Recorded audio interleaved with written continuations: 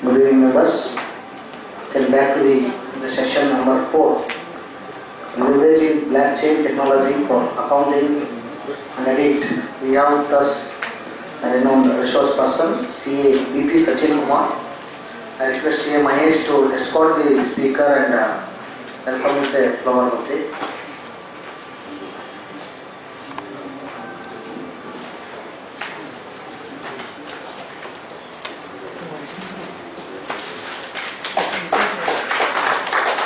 Sachin Kumar is a fellow member of the Institute of Chartered Accountants of India. He is a graduate in Commerce from Coimbatore University. He is a chief strategic partner of Manohar Chowdhury and Associate Chartered Accountants having office in India and abroad. He is a non-executive director of London-based multinational company. He has a wide range of experience in advising leading Indian corporates and MNCs on various domestic and international tax matters. He has represented large corporates and government undertakings before the Income Tax Department and appellate authorities in India. He is a visiting faculty on the subject of taxation at the Institute of Chartered Accountants of India. He was a visiting faculty at renowned MBA colleges in Bangalore. He is a faculty at Direct Taxes Regional Training Institute, Bangalore. He has addressed members of Income Tax Appellate Tribunal along with Sri T.N. Mahan and Judicial Academy, Mumbai. He was chairman of Taxation Committee of Karnataka State Chartered Accountants Association during the year 2003-04. He is a secretary of Bangalore ITAT Bar Association. He was in the panel of tax experts in the talk show organized by CNBC TV 18 and Sambrama TV. He has presented various papers related to direct taxes, analytics, and technology in seminars organized by the ICI and other forums in India and abroad. He is an IIM Bangalore alumni.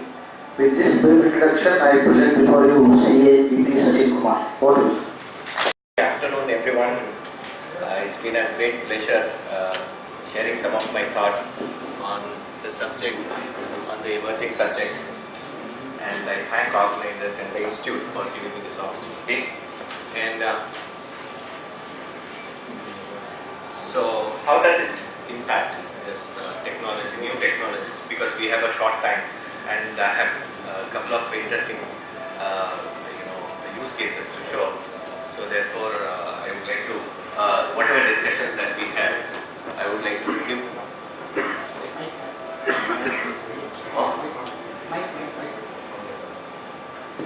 Okay, thank you. Yeah. So basically, how this new technology, especially this blockchain, is going to impact our profession. So this is what we are looking at today. So let's look at some of the day-to-day work, what we are doing, how it is going to impact. So you want to do an audit of enterprise, and you want to ask them for some of the documents, because you need to rely on that document and then give a true and fair view of the financial statement. So you ask for many of the documents, and they provide you those documents, and immediate response from you is, let these documents be signed by the management. Right? Correct? Now, why is that we want it to be signed by them? Don't you think there is a trust deficit? What has said that? There is a trust deficit. Let it be signed by them. We don't know how it is going, so therefore let it be signed by them. You go and represent before authorities, income tax authorities, before tribunal you are representing. And when you represent before tribunal, they have said this particular transaction is bogus, whatever it is. So, when they consider that particular transaction is bogus on which you are fighting the case, the primary source of document to prove that it is genuine, the primary source, all of us agree, is a ledger. Agree or not? Because ledger is the primary source of document where first entry gets recorded. When you provide this ledger document to the authorities, do you think they will give a relief based on this ledger document? Ledger says the turnover is 15 crores. The dispute is there. Department says it is 16 crores. You say it is 15 crores. This is the dispute. And in support of that dispute, you are giving a ledger copy saying that crores, it's not 16 crores. Do you think department will accept this or authorities will accept this and give you a relief? Yes? Hello? Away? No? Right? What do they ask for? Why will not they give relief based on ledger? Because ledger is a primary source of primary document, primary source where first transaction is getting recorded first in a ledger. Why will they not give? It's not? Exactly, trust deficit again. Chartered accountant, I know you've been certified by ICI, but then I can't trust you. So ledger, any point of time you can modify it. So therefore, you get me some other thing. What is some other thing? Maybe it is a assessment order, GST or whatever it is, external evidence. They say that ledger is a self-serving document, so therefore I will not. Agree? In a blockchain situation, these things will be a thing of the past. If you provide ledger, let us say it is in a blockchain N1, you provide a ledger, it will be simply accepted without second question.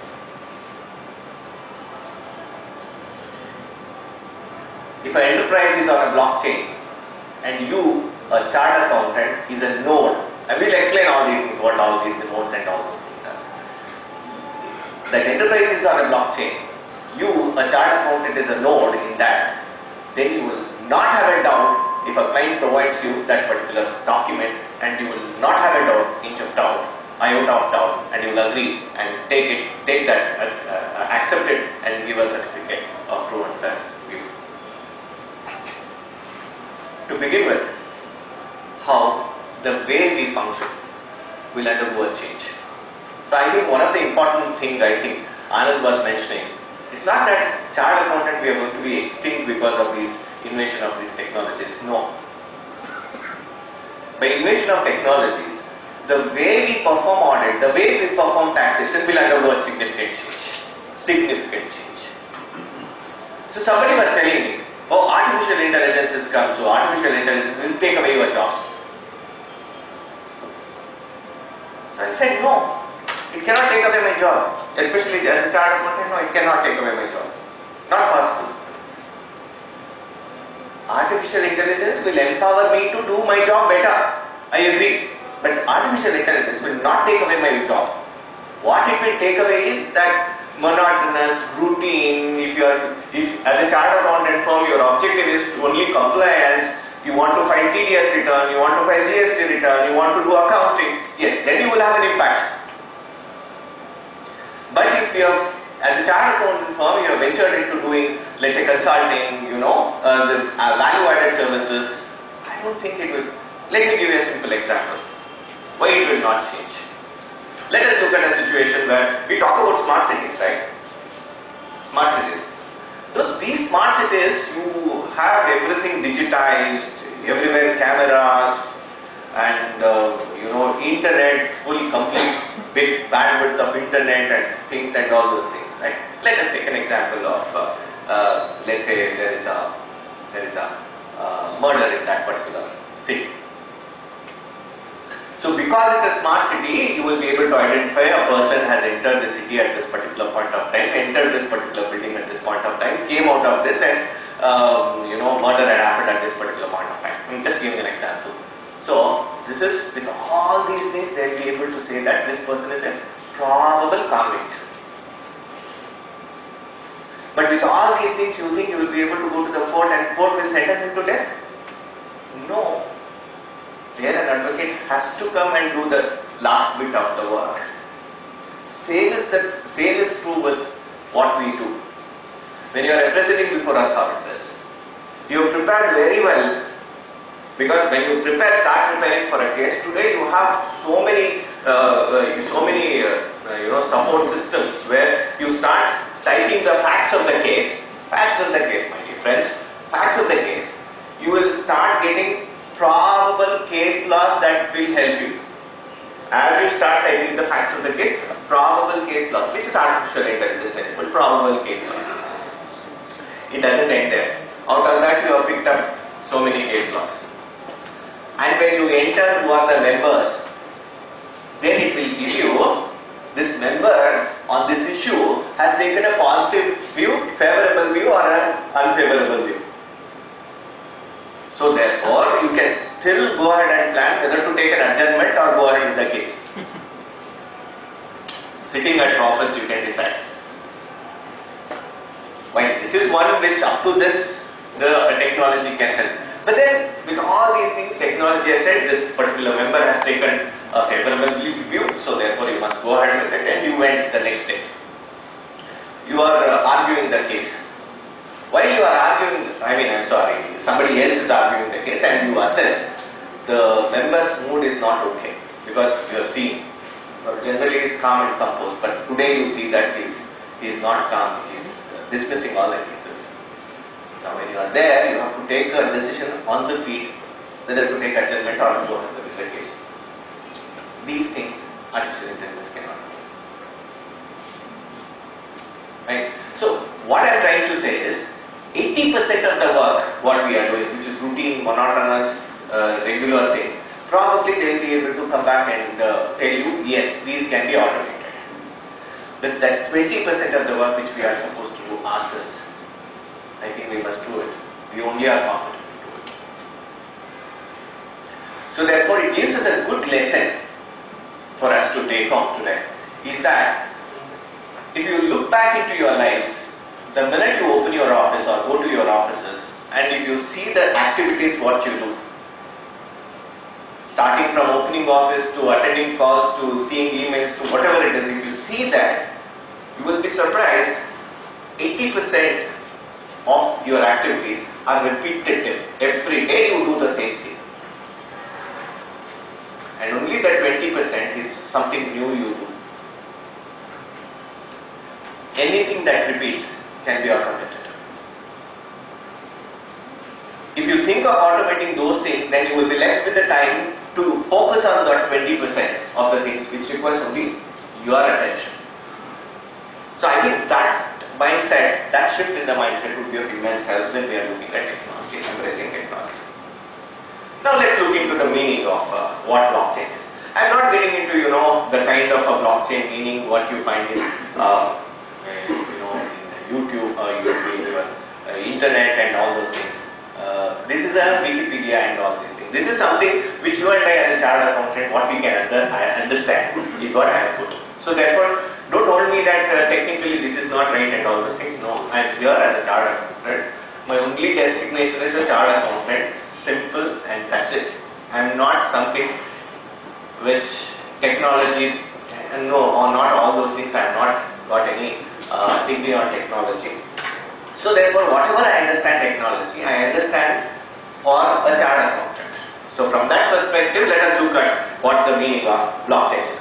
Blockchain is an incorruptible peer-to-peer digital ledger of economic transaction that can be programmed to record not just financial transaction but virtually everything of value. Now ledger, all of us understand what ledger is. Right? Ledger is a primary source of document where first entry takes into. So this ledger which we are looking at, a hardbound ledger, if you just put it into your laptop or your iPad or iPhone, that becomes digital ledger. Right? That becomes a digital ledger. Once it is a digital ledger, if you make it incorruptible, that means once you enter some transaction into it, that transaction cannot be changed, that transaction cannot be deleted, that transaction cannot be modified, then it becomes incorruptible. Which through certain mathematical functions, through mathematical formulas which we are going to briefly see, we will be able to achieve it. So ledger what we have, that ledger when it takes a digital form, and that digital form becomes incorruptible using some kind of a mathematical formula and technology and all those things, which we call it as a private key public key, which we'll get into public key. Using those hash functions, we make it as incorruptible. Then it says that it has to be peer-to-peer. What is this peer-to-peer? Look at the instance where I have, let us say, I want money from, let's say, 10,000 rupees. Rafiq sir has money to lend 10,000 rupees. But if he has to lend to me, he may not directly lend to me because he doesn't know my credit history. So if I give Sachin 10,000 rupees, will he pay me back or not? So therefore he may probably say, no, I may not be interested in giving. Now look at a situation that 10,000 is available with him. If there is a bank, he will go and deposit that money in that bank, 10,000. And that bank, I have approached the same bank for the 10,000 loan. That bank will give me that 10,000.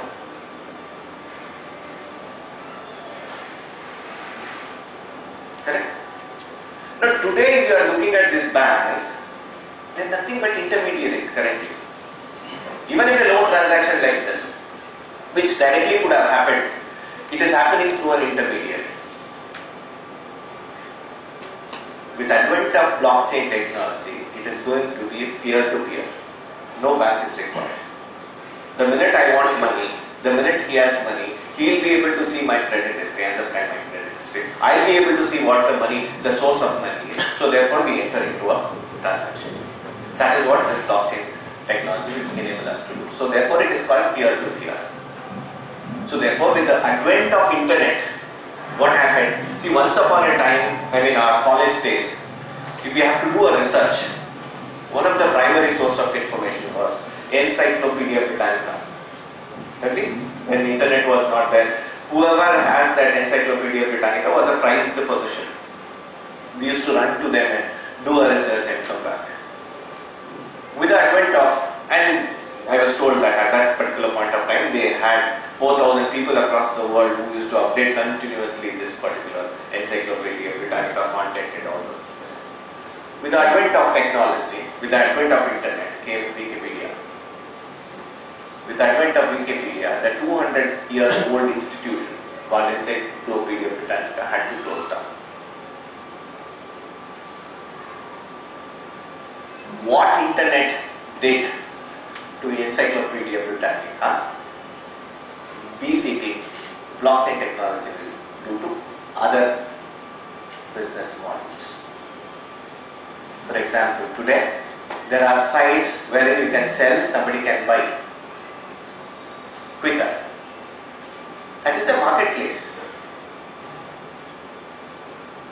With the advent of BCT, you don't need that marketplace. You can directly interact. Look at the way business models are changing. With advent of GST, all of us were thinking of GST, and so therefore we advise client how to modify their transaction, and so many things that went around when GST was implemented. Similar thing is in the offing with the advent of the blockchain technology. The only difference here is with GST, you've been pushed to do it because there was something, a deadline. But in BCT, there is no deadline.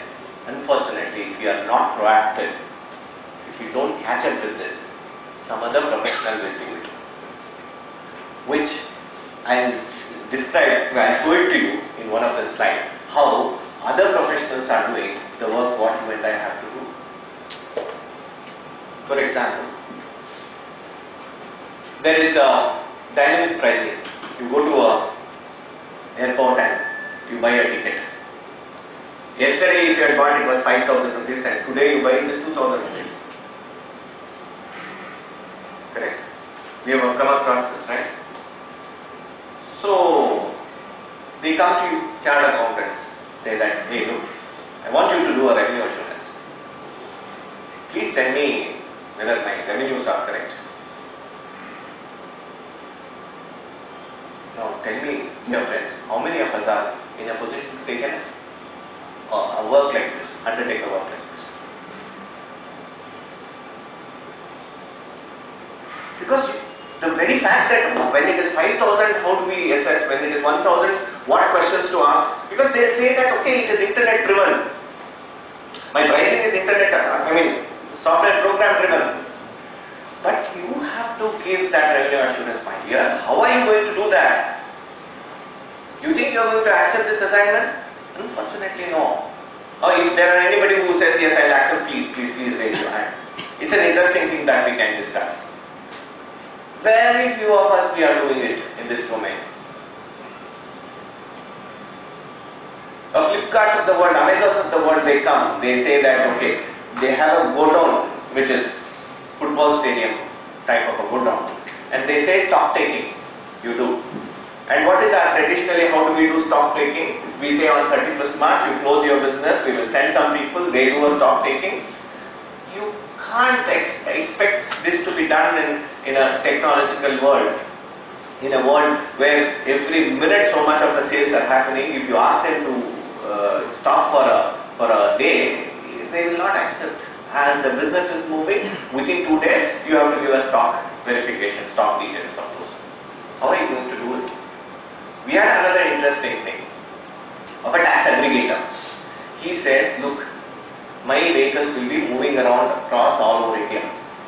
On 31st March, I want you to tell me how many assets I have and whether they exist or they don't.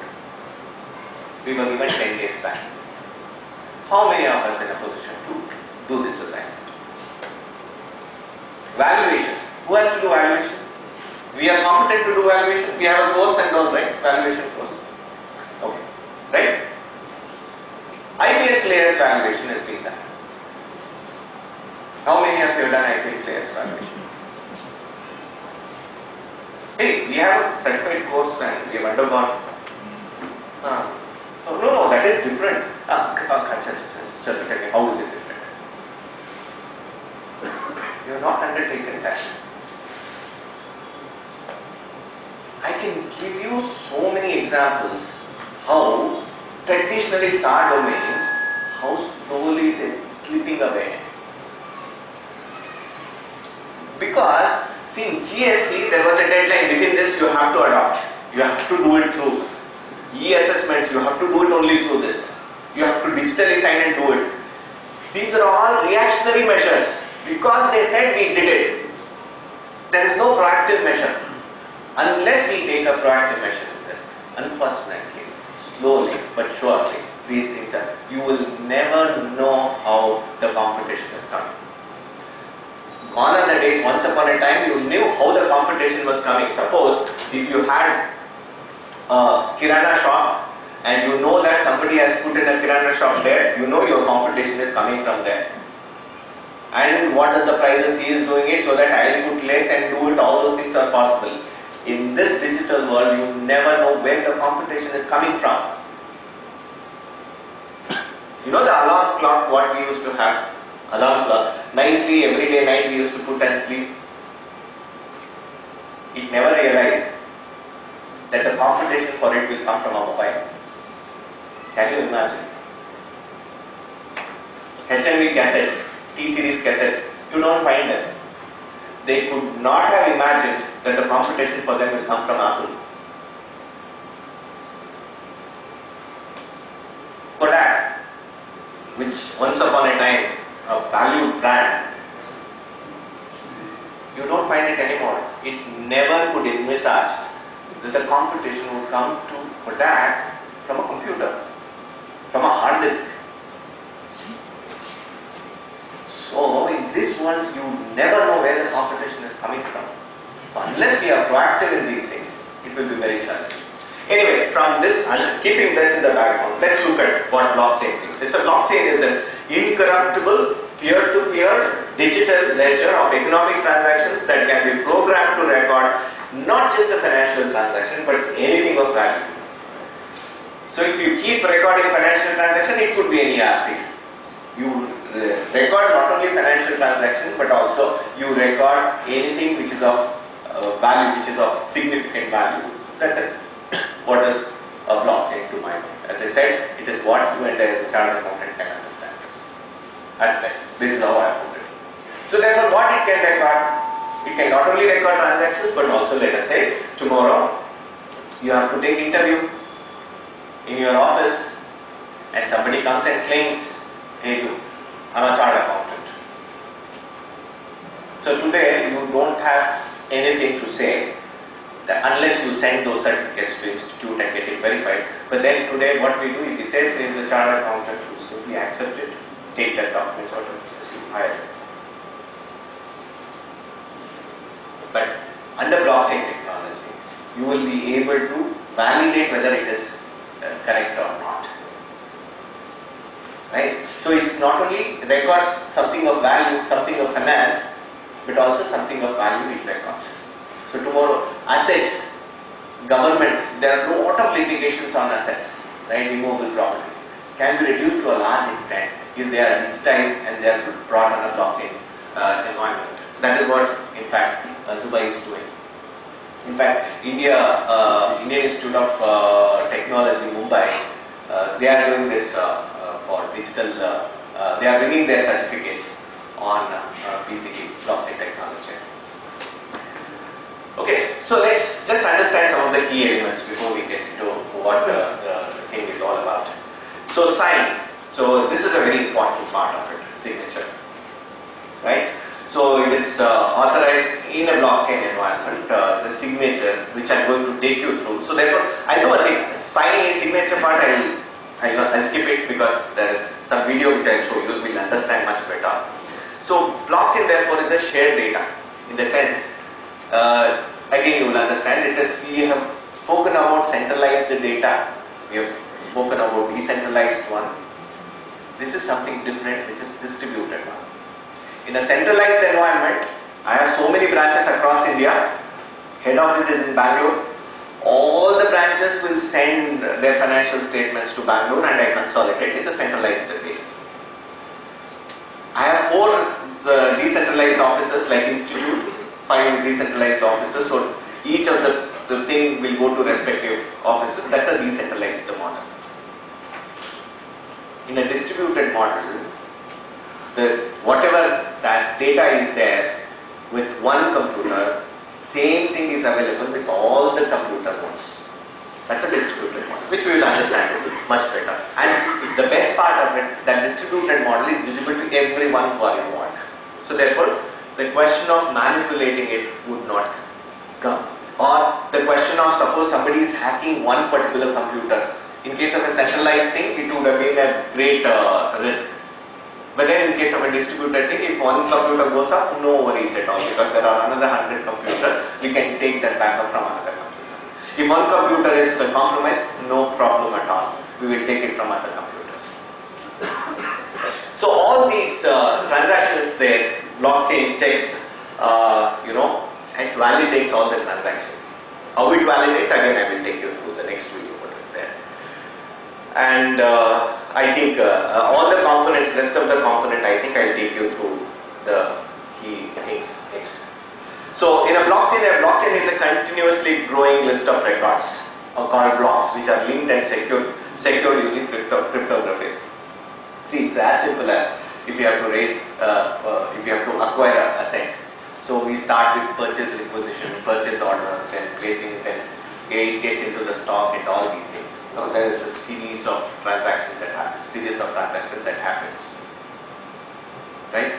In a blockchain environment, all these series of transactions are getting linked. And once you initiate a purchase order, you cannot change it because it is time stamped. It is like when you go to a notary, when they put that chapa and it is stamped, you can't do anything after that, right? Blockchain, each of the blocks are time stamped, you can't change it. If you change one, then subsequent all the blocks will undergo change. Right? So, and each of the transactions that you undertake gets linked. It gets linked. So therefore, you will be able to trace it easily. So therefore, from audit point of view, auditing becomes very easy. So you don't have to really go for substantive testing from where the transaction has started, originated, and next. No, it's all linked. Right? Each block typically contains a hash pointer as a link to the previous block. As I said, this hash pointer is what are the mathematical functions and all those things. Let's not really too much worry about all those things. This is exactly how a block looks like. Like purchase order has started. Let's say purchase requisition. Purchase requisition is the first thing. So it's a first block, Genesis block. block we call it. So what it contains? It contains the data. What is the data? Purchase requisition. So next is what? Timestamp. When did he make that? Today at so and so time. He requested for it. So then hash of the block. When you say hash of the block, that is where it is cryptographically secured. That hash function, you cannot change that hash, which we will see how it is and all this. So this hash gets tagged to the next transaction, because next transaction is from purchase requisition, it goes for an approval. Right? That approval is the second transaction. The best part is in this, everybody in the system knows what is happening. Unlike in ERP environment, they know that somebody has done it, and when it comes to the next person only they know it. In a blockchain environment, everybody knows it. To an extent, the vendor also will know the minute the requisition has come, he will know, okay, by the time the entire process completes, it will be 3 days, I must be ready with the product. So even the vendor will know it is on a blockchain. So that is what is the thing of blockchain. Right? Now, let's look at what is this. They talk about this private key, public key and all those things in a blockchain, which is what it secures. If you look at this particular environment, private key, which is what is private, it is confidential one. Public key is what is to be shown to the public. And transaction happens between two public keys, right? And two public key transaction, when it happens, it gets validated through the private key. Like as it says, shows here, I don't know what is happening.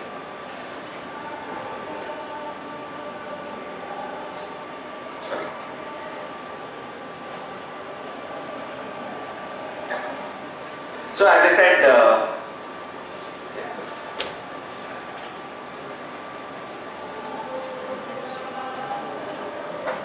even a small change in a private key, if you see how the public key is changing. So there is no way when you are using a public key is nothing but your email ID. Through email ID you send a message. But it is sent by you is doubtful. Therefore what we do, we use digital signature to authenticate that it is sent by you only. So like that, public key is your email ID, private key is your digital signature. Right? So if you sign, you get that message signature, and then the person who receives it, he receives it and he verifies it, which is going to be part of this particular thing. So when he verifies, which is a verify button is there down, it turns into, let's say, green, just to indicate that it is validated basically. So therefore you can confirm that it has come from this particular person, right? So this is how it happens, as far as just to understand what is this private and public key from the perspective of this blockchain, how it is used to create that hash functions.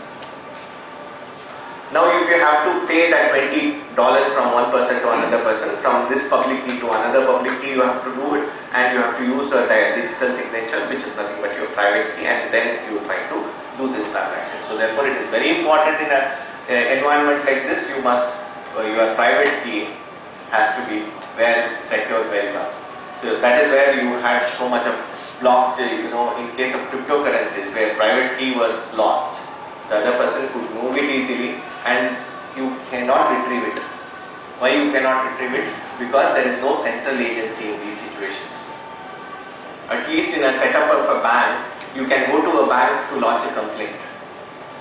In a blockchain environment, you don't have a central authority. All of us will have nodes. All of us will be transacting. If one person's private key is compromised, anybody involved in there, they can, take away that particular information, or it is bound to be compromised. So, as I said, it is a distributed ledger technology which we have discussed, so therefore I will not spend much time on this. I think the central authority,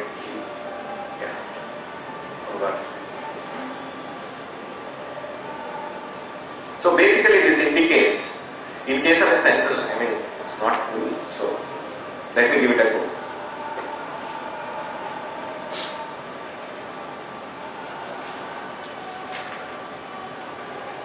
Okay. So then, all of us have been talking about this cryptocurrency, blockchain, and so cryptocurrency is one of the use cases of a blockchain.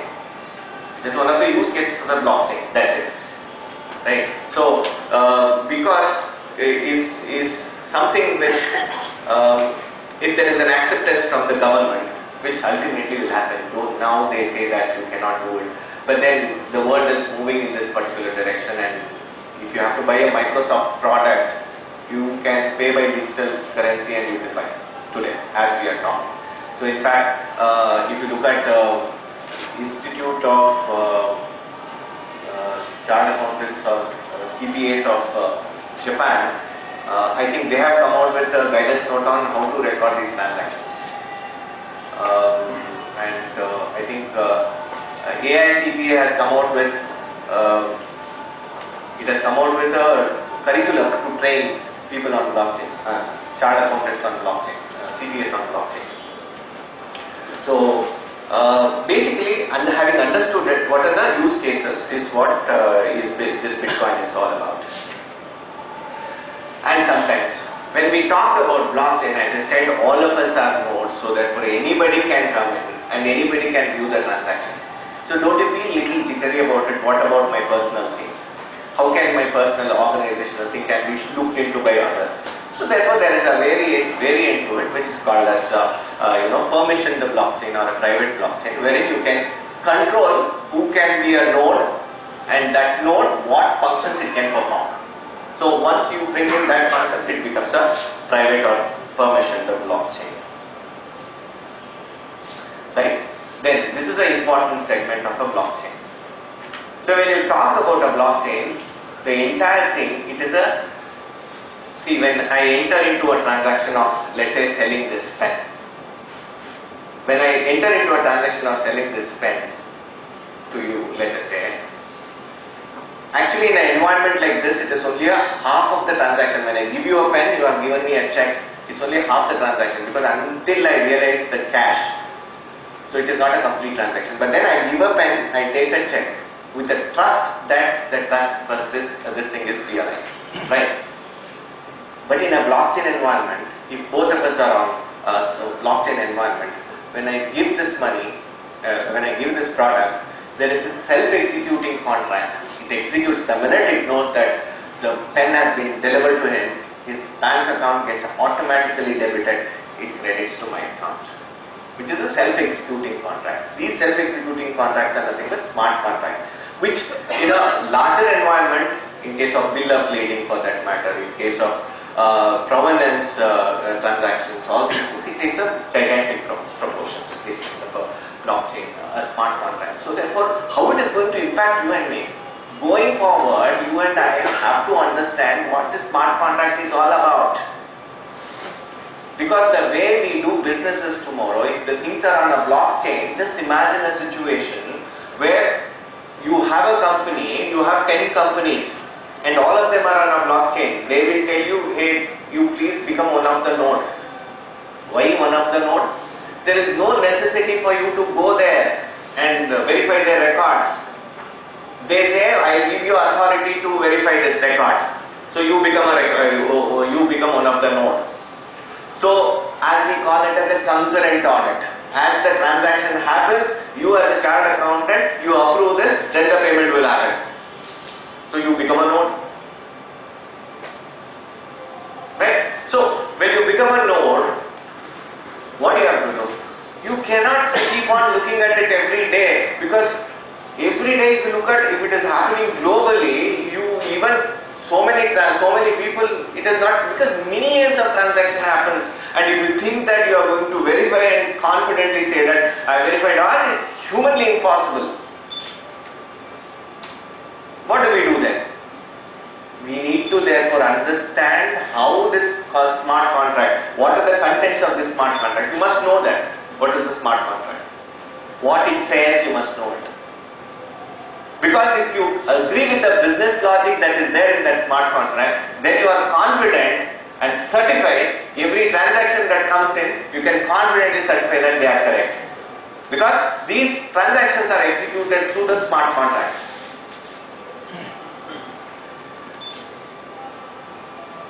Right? So therefore it becomes humanly impossible if you were to say every transaction I am going to certify it, which is not possible. So therefore, even in a concurrent audit environment, if you are on a blockchain, if you are one of the nodes, you need to have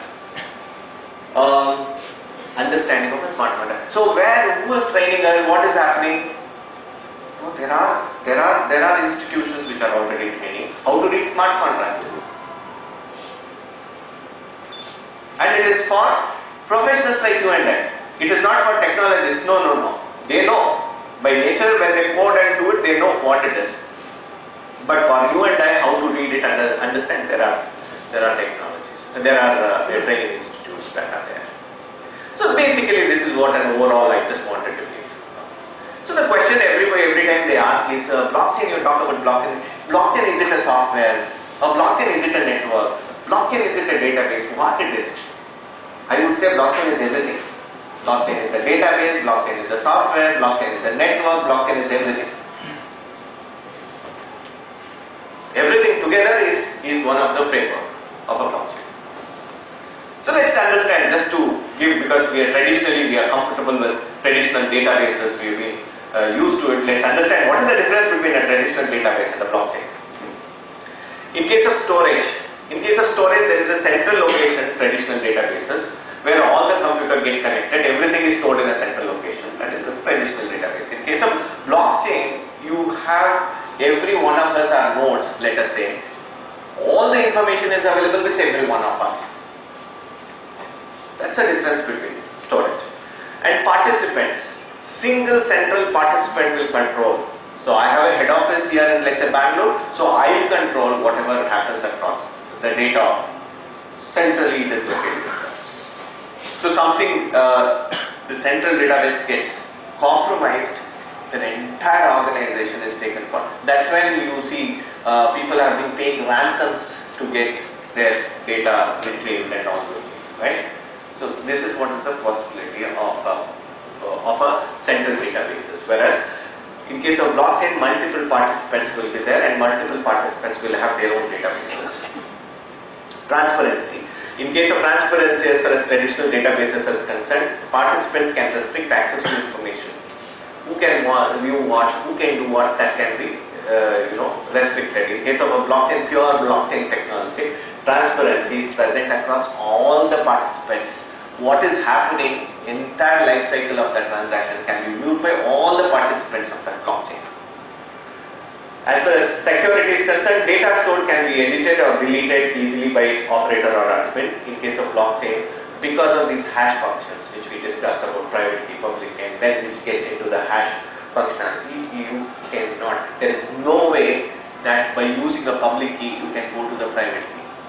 There is no way if you can edit a particular block that people, editing is easy, you can edit block, that is not a problem, but if you edit, everybody in the system will come to know that it has been edited, tampered with. So the kind of a security that you have is phenomenal. And as far as consensus is concerned, this is one of the hallmarks of a blockchain. If a transaction has to go through, in case of a traditional databases, it's purely based on decision making of a particular one single authority. If it is a managing director, one single authority making that decision, or one admin or whatever it is. In case of a blockchain, it is not one, it is a consensus mechanism. At least more than 50% of the people have to agree for a transaction to get added to the blockchain. So therefore, once it gets added to the blockchain, it becomes a block. It is immutable, you can't delete it. And it is safe, it will be, auditability is there.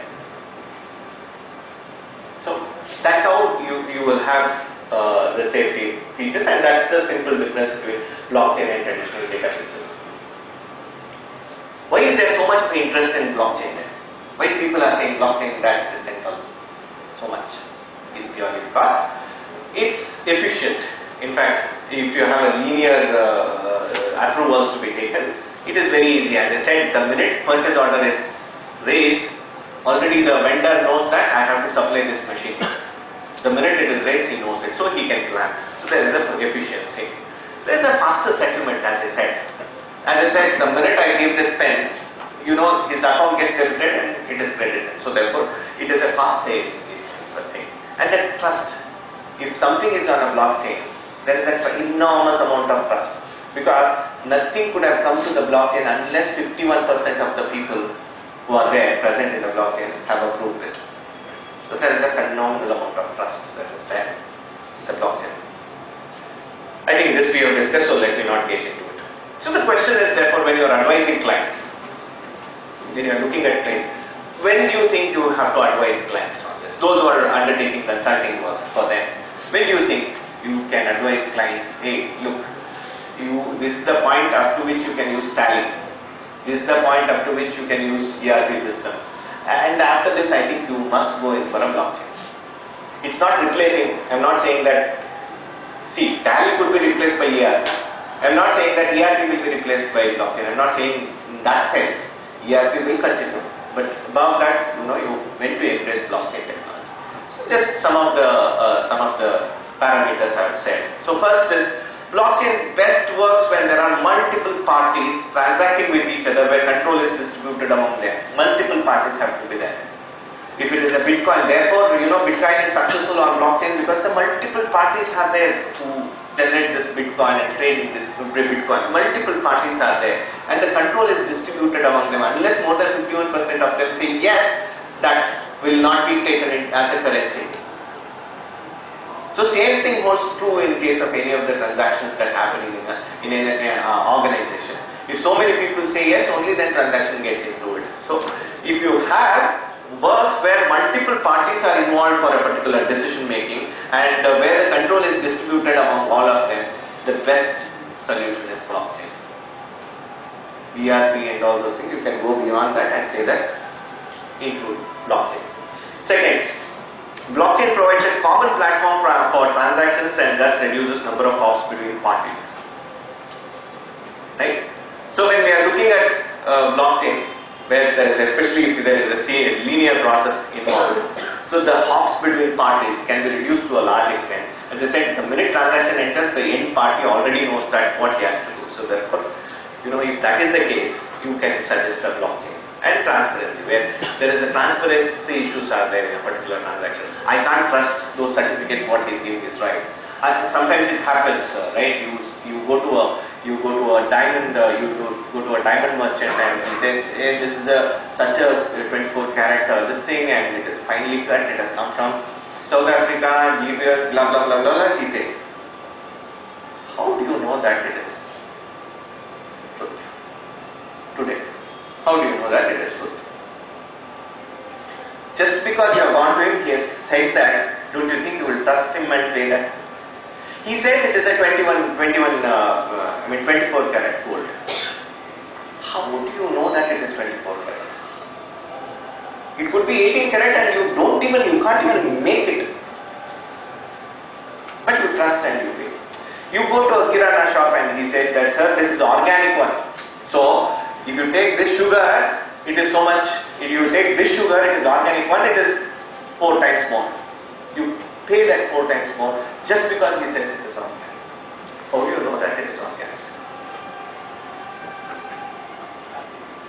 Now, blockchain, it is possible for us to know it. If somebody says that no, this is come from this particular this thing in let's say South Africa, you can verify very well that from which location in South Africa it has come.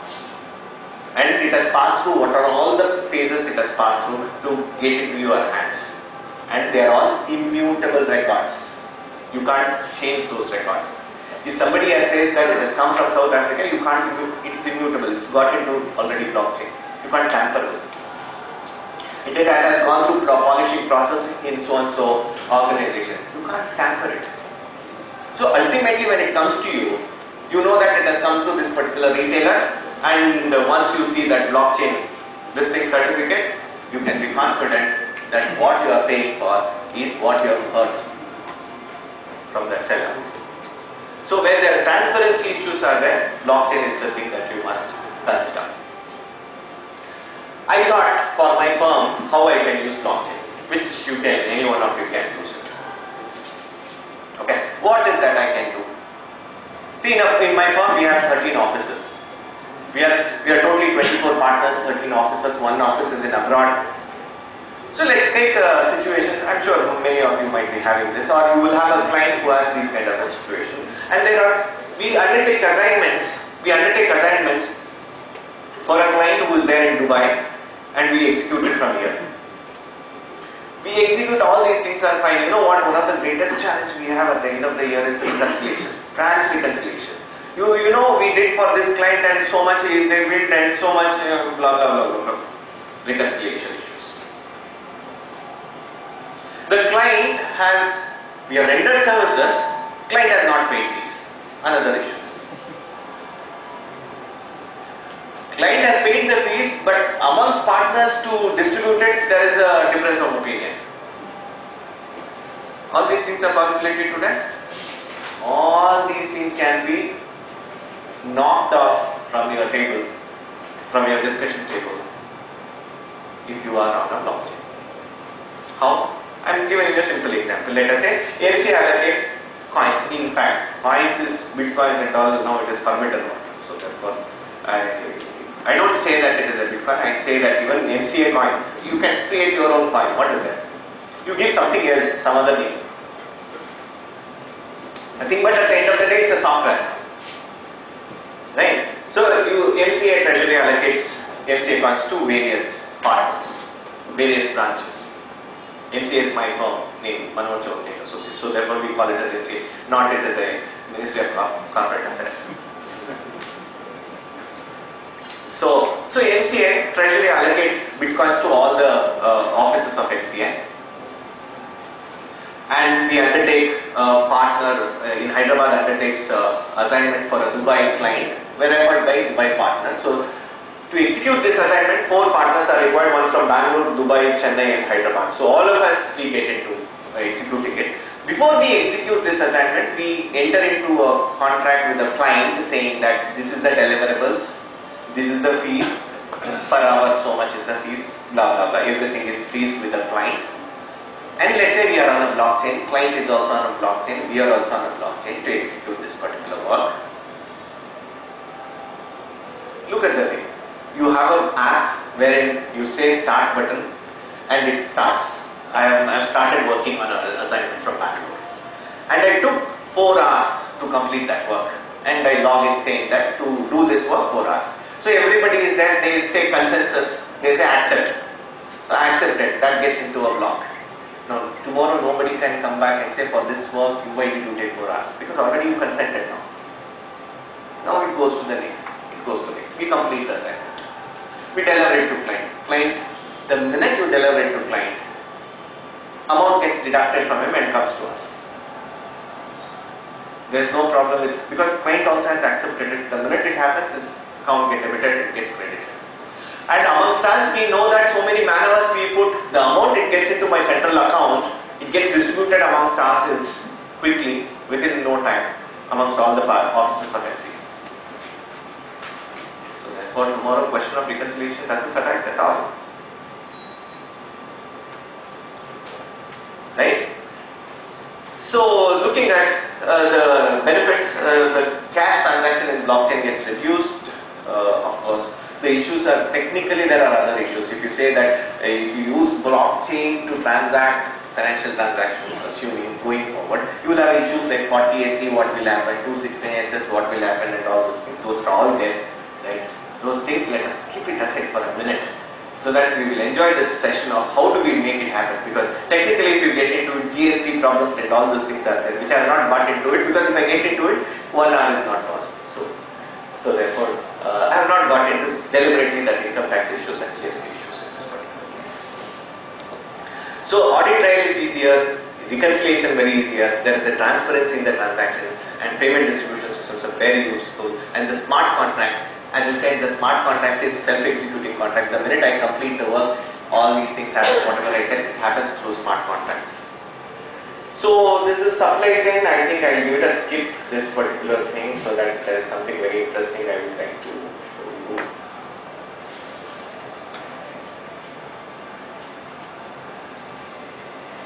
Yeah, this is a product life cycle provenance, which I was talking to you about diamond.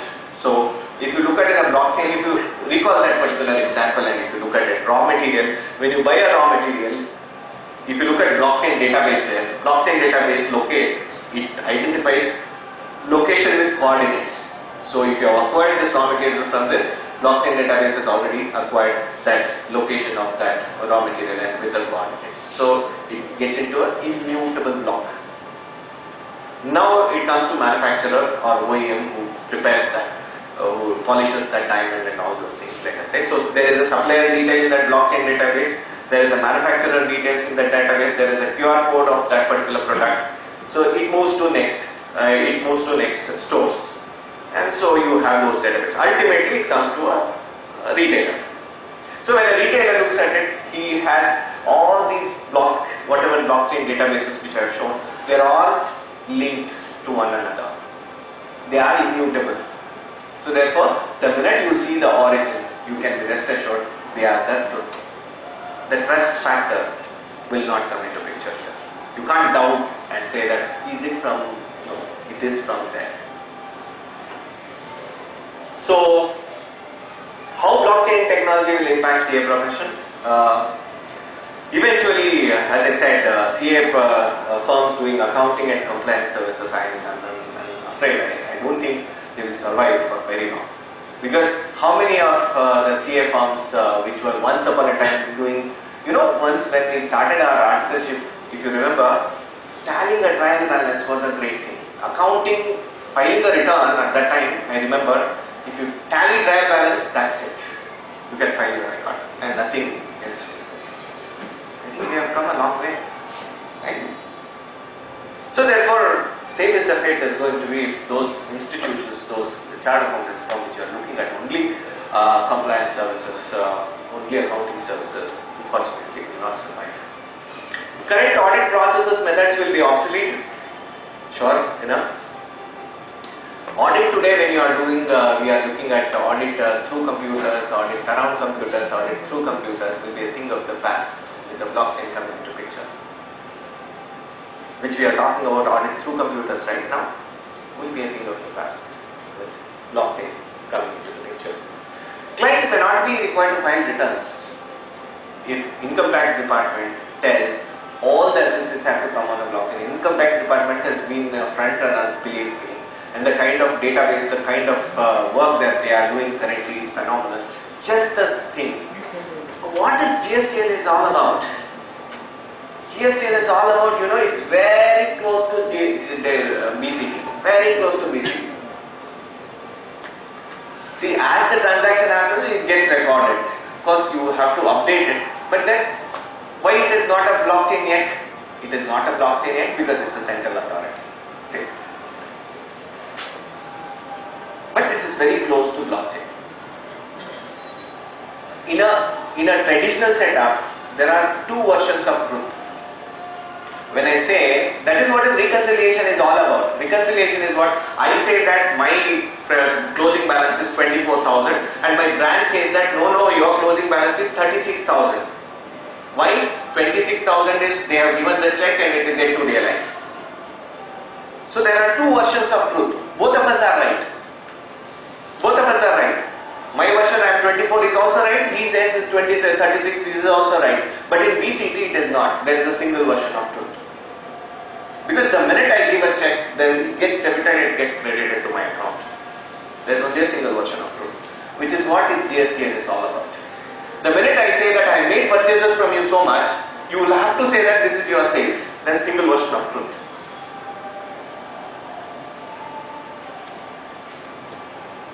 Right? Of course, as I said at the beginning of the talk, I said CS, because it is blockchain is invading, becoming, the question is, it may happen next 5 years or 10 years, whatever time it takes to happen, which is a certainty, it will happen. But when it happens, the question is, the thought is chartered accountant, we are going to be extinct? No. There is no threat to profession as such. But then, the way we conduct our work has to definitely undergo change. We cannot do the work the way we have been doing it. So unfortunately, it's not possible. So therefore, what will happen, today's accountants will be tomorrow's business strategists and growth directors for their clients. I think no one better than us can be a business strategist for our client. The kind of the training that what we get as a chartered accountants, right? So I'll just give it a skip because I have one video to show. So therefore, I think I'll give it a skip. One video. This I'm Sorry, I do not want this thing to be. Okay, thank you. So this is a client confidential, so therefore, since a specific request was there, so I thought as much as possible client information is deleted, but I'm sure you will be able to make out. But nevertheless, for the larger benefit of the participants here, I would like to definitely go through it. I'll just give you the background of that particular case. This is a case of a car aggregators. You can name. It could be Uber, it could be Ola, it could be any of the things. So what happens, one of the challenges they have is thousands of cars they have across India. One of the challenges they have in these thousands of cars which is running across, they have a scheduled maintenance of those cars. Every 1 month or every 2 months once they have to send it to scheduled maintenance, that car. The possibility besides scheduled maintenance, there are unscheduled maintenance like accidents and breakdown and all those. Two categories, one is scheduled maintenance and unscheduled maintenance. If it is, this happens across, let's say 25,000, 30,000 cars across India, and if it has to be sent for the scheduled maintenance, or there are so many breakdowns that happen, and all these bills come to you at a central location to get it verified, and you need to verify and say that yes, you do it. Just imagine the mammoth task that you have on hand, and you being requested to validate whether these things can be done. I mean, give them assurance that these bills, so to say, have to be paid or not. And every day. So if it is repetitive, something is repetitive. Something is voluminous, as I was telling. Better thing to tell them, go to blockchain. We did that. We told them, go to blockchain. How do you solve this? Is precisely what this case is all about. So when you have so many bills coming in, you set some processes saying, there is a breakdown, and he reports, driver reports that there is a breakdown. So what happens? The person sitting here will identify where to go, because driver cannot be given a freedom to go wherever he want to go. He has to go to a particular garage which is approved. So he has to go to that garage, report, that garage gives estimate so much, and that estimate comes to our client, and the client has to approve that estimate, and after that he will start the work, he will complete the work, and while completing the work he may have to add or delete some of the this thing which has not been approved. So therefore he finally sends a bill which is more than what was estimated by client. So therefore client has to send surveyor to assess whether this entire amount what he has raised the invoice is to be paid or not. The surveyor assesses it, because as long as the amount raised by service provider is what is approved by my client, then it's okay, it will go through.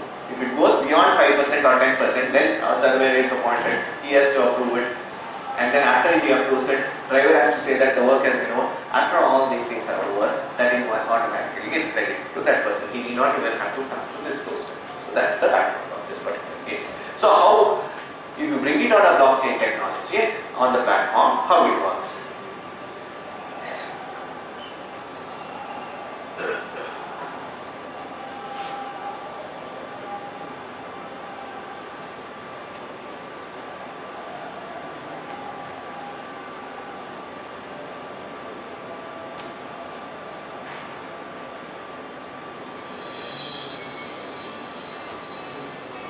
So, in this, what is happening is the driver has given that vehicle, there is a breakdown of the vehicle, so therefore the driver has put in his vehicle number and what is the service type, regular service type, on date, and he says report, it is reported to my client, and then blockchain ID is created which is immutable, right? And then the driver logs out. Now there is my client's place, that aggregator, and my aggregator, my client logs in, right? And he signs, and he finds that so many cars which have come for approval, and this is this particular thing, the car has to be sent for assigned to a particular this thing. So he assigns it in Bangalore, because the car is in Bangalore, assigned to service center, blockchain ID is created, it immutable block, it gets connected to the previous block. So assigned to service center, and then now service center locks in, service center locks in, service center locks in and signs in, and it finds assigned, a particular vehicle is assigned to the service center. So it sends a quotation now. Quotation comes to 5680 rupees. So it is sent to client for approval. Now again another blockchain ID is created, immutable record. So awaiting approval. So all these things are happening simultaneously in all the service, in all the nodes. It is happening simultaneously. You must understand that. Why? Now sequentially I am showing it here, but it happens simultaneously over there. So you have to approve the quotation. So while approving the quotation, all the items are not approved here. One or two items are not approved. You can see that. So with this, approval is sent, quotation is sent to, approval is sent to service station. So service station looks that it is approved.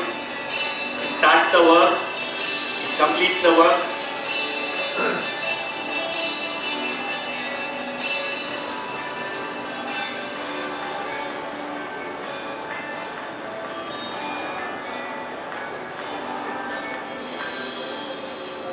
So 2 items are rejected, 2-3 items are rejected. So but then it completes the work. New items are added. So another 600 rupee more it is added. So blockchain is created, one more chain is created. Invoice is sent to client. So client looks at the invoice, he finds that the amount is more than what was approved, more than 5%.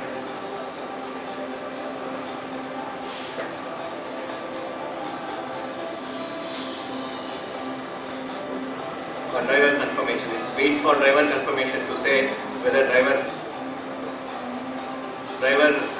has accepted all the changes. So driver has to confirm. So driver confirms. Driver confirms that the work is done.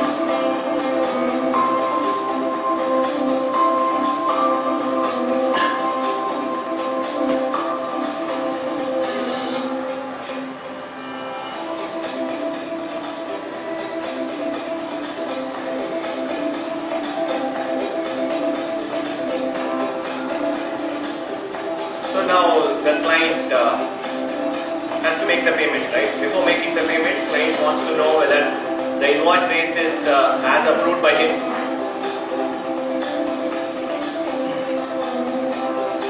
Confirmed by driver.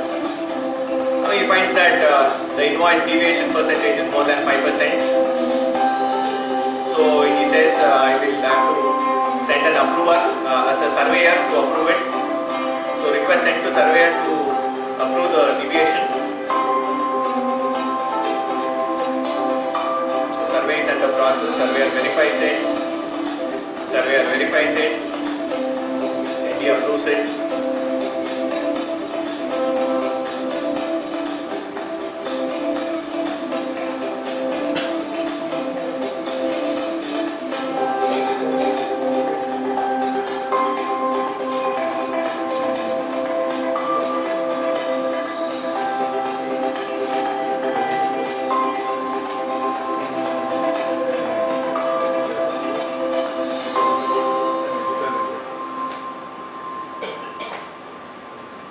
So new added items also is approved. So survey update sent.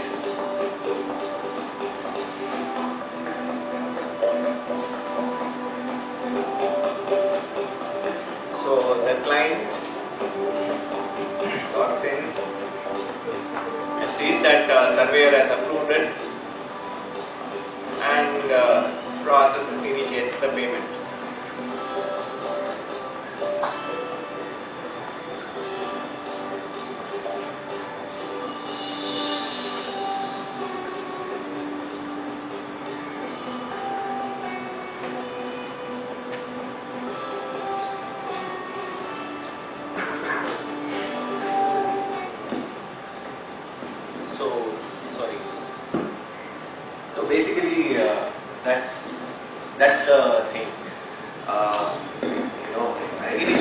gets approved by the client and he makes a payment. So this is a simple thing. Like that, there are another two things over there, but then looking at the paucity of the time, so I thought I will end my presentation with this. Thank you, ladies and gentlemen, for your patient time. Thank you very much.